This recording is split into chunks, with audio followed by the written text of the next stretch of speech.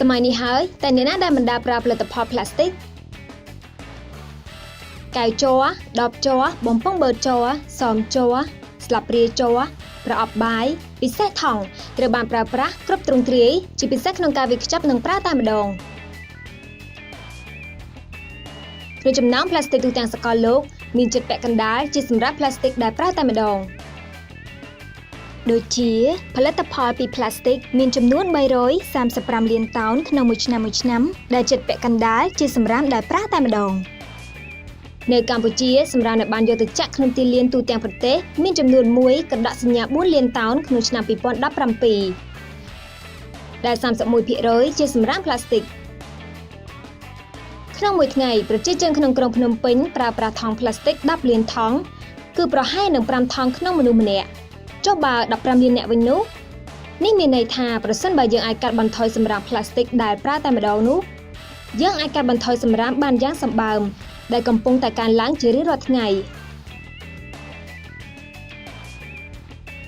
កន្លងមកអាហារដ្ឋាននិងហាងមួយចំនួនបាននឹងកំពុងកាត់បន្ថយការប្រើប្រាស់ផលិតផលផ្លាស្ទិកដោយការប្រើប្រាស់សម្ភារៈកែច្នៃប្រើឡើងវិញដូចជាការអនុវត្តគោលការណ៍ BYOB Bring Your Own Bottle មានន័យថាយកដបរបស់អ្នកមកជាមួយដែលអាចមានការបញ្ចុះតម្លៃសម្រាប់អ្នកទិញជាដើមដែលយកដបមកដាក់ភេសជ្ជៈឬចំណីអាហារទៀតផង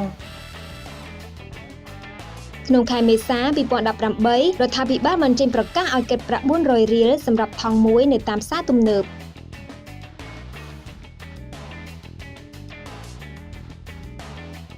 ចុះបើខ្ញុំទៅផ្សារត្រីវិញនោះយកកន្ត្រកទៅជាមួយប្រើថង់បរិស្ថានព្យាយាមកាត់បន្ថយការប្រើថង់ឬផលិតផលផ្លាស្ទិកតាមដែលអាចធ្វើទៅបានដូចជាការប្រើដបទឹកផ្ទាល់ខ្លួនបំពង់បឺតចានស្លាបព្រាកែវដែលមិនមែនធ្វើពីផ្លាស្ទិកដែលជួយការពារទាំងបរិស្ថាននិងសុខភាពផងដែរ